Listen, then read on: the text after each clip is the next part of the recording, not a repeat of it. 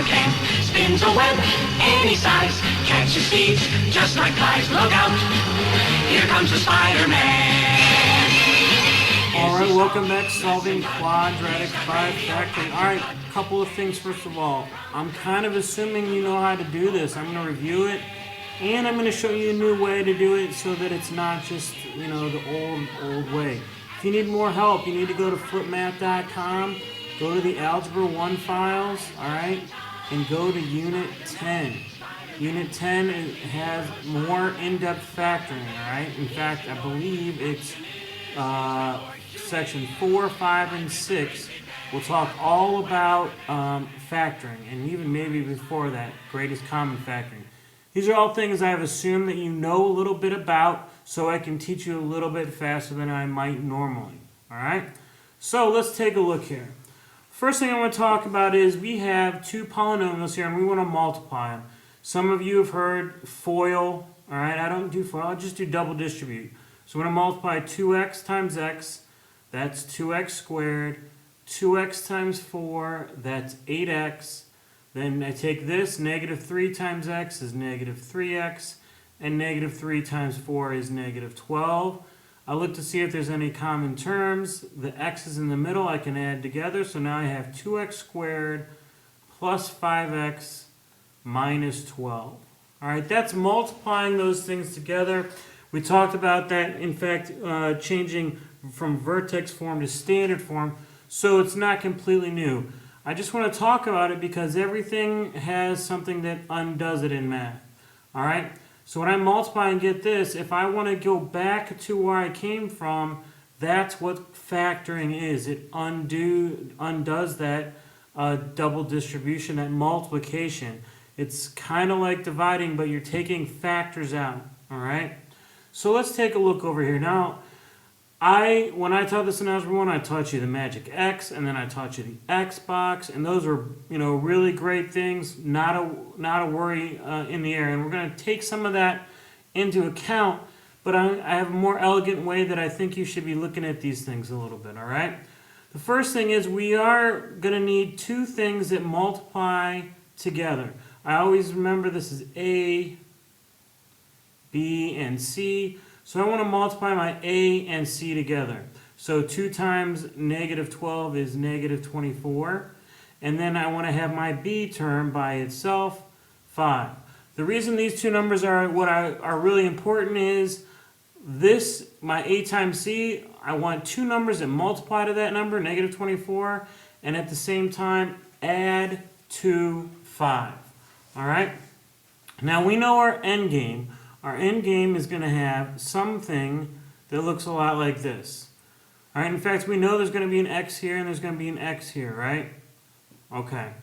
So now here's how I want you to start this new method. So whatever you have here is your first term, put it here, except for don't take the square because we know x times x is going to be x squared. So I'm going to take 2x, put it in the front of both. Now I need to figure out what are my two numbers that multiply to negative 24 and add to 5. Well, that would be positive 8 and negative 3. Remember, when the last number is negative, when that's a negative, there's only two ways I can do that. One's going to be positive, one's going to be negative, or negative and positive. Alright, so that's the first step. Write that down.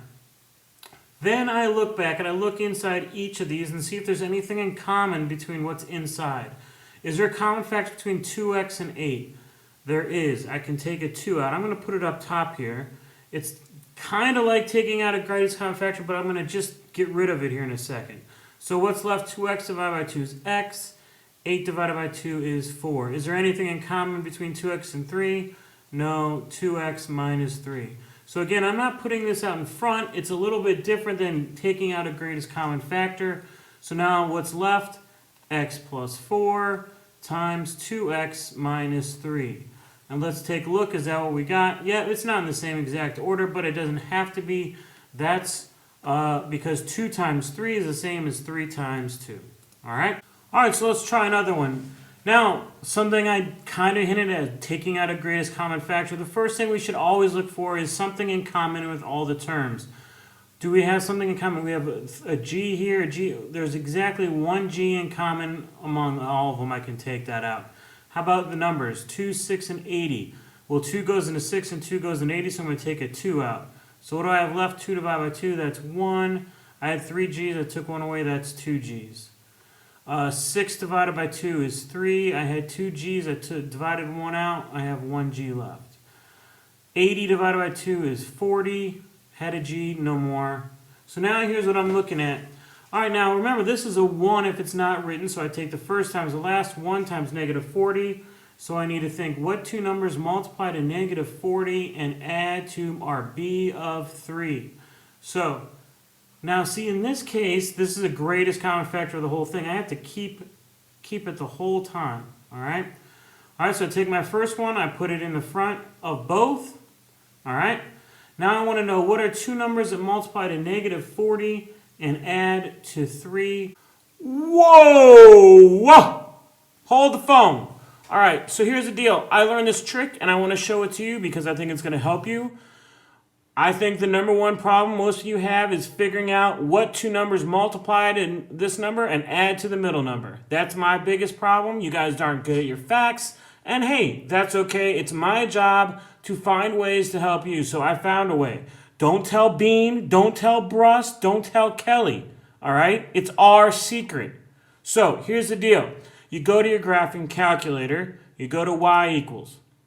When you get to y equals, you take the number that you want to multiply and you put it in, negative 40 in this case, and then you divide by x. Don't worry about the number you're adding to. Take the number you want to multiply to and divide it by x. Now I'm going to go to a table here, so I have to press second table. What this does is it gives me a list of all the pairs of numbers that multiply to negative 40. So check it out. 1 times negative 40 is negative 40. Now I have all the factors listed out for me perfectly. Now all I have to do is figure out which one of these adds to 3. So I'm going to go down. 2 plus negative 20 is negative 18. See, this one doesn't work. It's a decimal. 4 plus negative 10 is negative 6. 5 plus negative 8 is negative 3. All right, now, if you're good, you know right there that it's going to be switched, but let's pretend we're not good. We're going to keep going down our list. 7, no, 8. 8 and negative 5. 8 plus negative 5 is positive 3. Bam, you're done. You now know that the numbers that multiply to negative 40 and add to 3 are 8 and negative 5. All right, again, only put in the number that you want to multiply to. Then you go to second table, which is this graph button, and you find the list that adds up to the other number. All right? Now, don't tell anybody. That's just our secret. Go. Well, I believe that would be negative 5 and positive 8. Doesn't matter which way to go. Take a look. Is there anything in common between G and 5? No. G and 8? No. So we are done with that one. All right. Let's take a look at the next one. Over here, anything in common between 5x squared and 10x? Well, yeah, there's a 5. I can take a 5 out of both. And there's 1x in both, so I can take that out. So 5 divided by 5 is 1. X squared divided by x is x. Negative 10 divided by 5 is negative 2. X divided by there's 1. Now I look in here. Is any squared term in here? There's no squared term here, right? Since there's no squared term, I'm done factoring it. That is factored completely right there. It's kind of a special case, right? Let's look down here. 1 times 20 is 20. So I need two numbers that multiply to 20 and add to negative 10. All right, let's see. Off the top of my head, so I need to start with x in both places, right? All right, now, when it's a plus in the back, I know that it's going to be the same side in both cases. And since it's minus, I know it needs to be a minus both times. See, a negative times a negative will be that 20. So let's see, not coming to me. Let's think. Factors of 20. 1 times 20, 2 times 10, 4 times 5. So, make these negatives. Negative 1 plus negative 20 is negative 21. That's not going to work. Negative 2 and negative 10, that's negative 2. That doesn't work. Negative 4, negative 5 is negative 9. That doesn't work. None of these work. That means this is not factorable. Now, this will happen from time to time. The problem I have with you guys is that every time you want to give up and quit, you're going to say it's not factorable. They're much rarer than you think, all right? More than often than not, you're going to be able to factor them. All right, let's take a look over here. The first thing I want to do is their greatest common factor. Looks like 2 goes into everything here, so I'm going to take a 2 out. So now 12, that's going to be 6p squared plus 5p plus 1. So 6 times 1, a times c is 6. So I need 2 numbers that multiply to 6 and add to 5. Got to keep that because that is a greatest common factor. So I'm going to put 6p here. I'm going to put 6p here. So what are 2 numbers that multiply to 6 and add to 5? 2 and 3. 2 and 3. All right, let's see. Is there any greatest common factor I can take out here and kind of throw away? Well, it looks like 2 goes into both, right? I put these throwaway ones up here so I know to throw them away. In fact, I like crossing them out so I know I threw it away. How about 6p and 3? I can take a 3 out. So that's 2p plus 1. So my answer, 2 times 3p plus 1 times 2p plus 1. All right, what would happen if you forgot that 2? Well, if you forgot that 2, it's definitely wrong. It's very important that you include that 2. Remember, that is a scalar, and it tells us how big it's going to get if we were to graph it. All right, so a couple of things. A reminder, the zero product property. The zero product property states this. If I have 2 numbers, a and b, and I multiply them together, so a times b, and it equals 0, then a has to be 0 or b has to be 0. Simple as that. Because it's 3 times what equals 0? Well, 0. 3 times 0 is 0. Or I could have had what times 5 equals 0? 0. The only way to multiply 2 things together and get a 0 is that one of them has to be 0. All right? It could even include multiple items. This is one polynomial and one polynomial. So it's not just a number. I'm multiplying 2 polynomials and equals 0. All right? We're going to use this in a second, this zero product property, to help us solve quadratic equations. So how do we solve these by factoring? Well, first of all, a couple of things. These solutions are called roots, or they're called zeros, all right? We're going to put them in standard form to equal 0, and we're going to make sure that a is greater than 0. That means I don't want a being a negative number. All right, if a is a negative number, then we have to take a GCF out. All right? And I'm going to then factor, and I'm going to use the zero product property to solve it. So let's take a look. So the first thing it says, I need to get standard form. So I'm going to subtract y squared over here. So now I have negative y squared minus 3y plus 28 equals 0. Now it says I can't have a negative, so I'm going to take that out. So I'm going to factor out a negative. Negative divided by a negative is a positive. Essentially, it just changes all these signs, right? Now I'm going to factor it. So I need 2 numbers that multiply to negative 28 and add to 3. Multiply to negative 28 and add to 3. I think that's y plus 7 and y minus 4. And it equals 0. So now here's the cool thing. Either this equals 0 or this equals 0.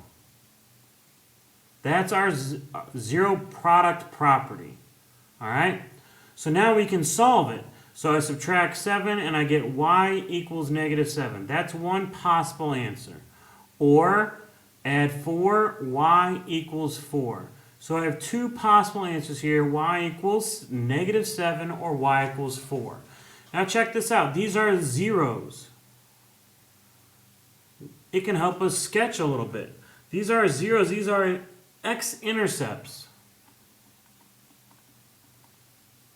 All right? So on the x-axis, I'm going to plug in negative 7. I'm just going to briefly sketch it. And then y equals 4, like here. All right, I know it goes upside down because it's negative. So I'm just going to briefly sketch this.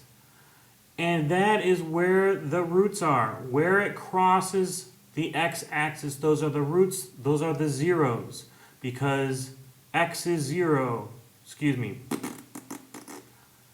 y is 0, and then you have your x is your answer. All right?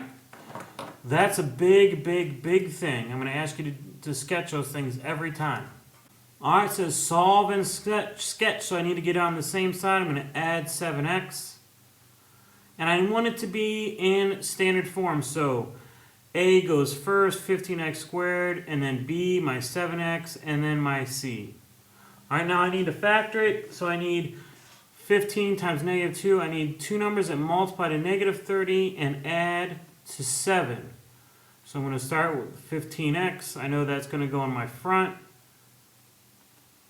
All right, so two numbers that multiply to negative 30 and add to 7. I believe that's 10 times negative 3. Is there a greatest common factor here? Yeah, I can take a 5 out of both of those. So that's 3x plus 2. And over here I can take a 3 out. And that's 5x minus 1. So again, I just cross those out. And now I'm going to solve. Because either this term, or excuse me, this factor, 3x plus 2 equals 0, or this factor, 5x minus 1 equals 0. Over here, I'm going to subtract 2. I get 3x equals negative 2. Divide by 3, and I get x equals negative 2/3. Or, add 1. I get 5x equals 1. Divide by 5, and x equals 1/5. Those are my two answers. Let's see what it would look like on a graph. Let's say this is negative 1, and this is positive 1. Negative 2/3 is about here. 1/5 is about here. All right, it's positive, so it's going to open up. It's going to look something like that, right? Those are the x-intercepts, the zeros, the roots. All right, over here, find the zeros. Well, first thing, can I have a negative? Cannot have a negative. So I'm going to factor out a negative. Essentially, that just changes every sign because I'm dividing by a negative. All right, so now I need two numbers that multiply to negative 32 and add to negative 4. All right, I know x goes in the front here. I believe that would be negative 8 and positive 4. Hopefully by now you're figuring this out. When x is 1, you don't take any, there's not going to be a greatest common factor. All right, so x minus 8 could equal 0 because of the zero product property, or x plus 4 could equal 0. All right, add 8, x would equal 8, or subtract 4, x would equal negative 4. Let's do a sketch. 8's over here, negative 4 is about here, opens down because it's negative. Whoa, awful sketch, awful sketch. All right, I just wanted you to realize what you're solving for. You're finding the intercepts. All right, that's the important thing for you to remember. All right, so find the zeros of g of x equals negative x squared plus 2x plus 8. Another pesky negative here. Well, I really included a lot of those, didn't I? So, x squared minus 2x minus 8. I need two numbers that multiply to negative 8 and add to negative 2. I think that'd be 4 and 2. So, x minus 4 equals 0, or x plus 2 equals 0, add 4, x equals 4, subtract 2, x equals negative 2. So we're going to plot those zeros on the graph. 1, 2, 3, 4, right there. And then negative 2 is right here. All right? Find the axis of symmetry and sketch it. So here's a cool trick. You now, whenever you have the zeros, you don't have to do that negative b over 2a, because you know that this is going to be a reflection. And so there's a line of symmetry perfectly in the middle. So 1, 2, 3, 4, 5, 6. This is 6 units apart. 6 divided by 2, halfway in between is 3. So I know that 3 units from here, 1, 2, 3, will be 3 units from there. Boom, that's our axis of symmetry. So our axis of symmetry in this case is x equals 1. And once I have my axis of symmetry, I can find my vertex. I plug it in. So negative 1 squared plus 2 times 1 plus 8. That's going to be 1 squared is 1, negative 1 plus 2 plus 8. Negative 2, or negative 1 plus 2 is 1, plus 8 is 9. So 1 over, 9 up. There we have it. And we know it goes down a little bit like, that's not too bad for me, huh? Just like that, all right? That's how you can use these to graph and find to find the axis of symmetry, the vertex, and then graph it. All right, so you try these, pause the video, you try them, see what you got. All right, here we go. So A times C is negative 90. I need two numbers that multiply to negative 90 and add to negative 13. So I'm going to start by putting my 9h, which is my front term here, in both polynomials, both factors. Since it's a negative, I know one's going to be negative, I know one's going to be positive. All right. Factors of 90 that add up to negative 13, I think that would be 18 and 5. Negative 18 plus 5 is negative 13. Good. So I can come over here, I can take a 9 out. So now I have h minus 2. Nothing over here, 9h plus 5. And we're done with that. So our answer is h minus 2 times 9h plus 5. There you have it. All right, solve and sketch. So the first thing, got to get this to the other side. So I'm going to subtract 54. So now I have h squared minus 3h minus 54 equals 0. Remember, I have to have this equal to 0. It's called the zero product property. It doesn't work for any other number. There's no situation where I can do a times b equals 2, for example, and then know that this is 2 or that's 2. It doesn't work like that. It only works for the number 0. That's why it's so cool. All right? So I need two factors, two numbers that multiply to negative 54 and add to negative 3. That's negative 9 and positive 6, right? So h minus 9 equals 0, or h plus 6 equals 0. So we get h equals 9, or h equals negative 6. All right? I'll leave you with a little bit argument about the Spider-Man theme song, and I will see you on the flip side. Is anyone else troubled by the Spider-Man theme song? Why would it trouble you? It's like your third favorite cartoon theme song. It is. Right behind do-do-do-do-do, Inspector Gadget, and Teenage Mutant Ninja Turtles, Heroes in a Half Shell, Turtle Power. However, the Spider-Man lyrics posit that Spider-Man does whatever a spider can. Yeah, so? I can think of many things Spider-Man can't do that a spider can. 1, crawl in your ear and die. 2, legally leave Guatemala without a passport.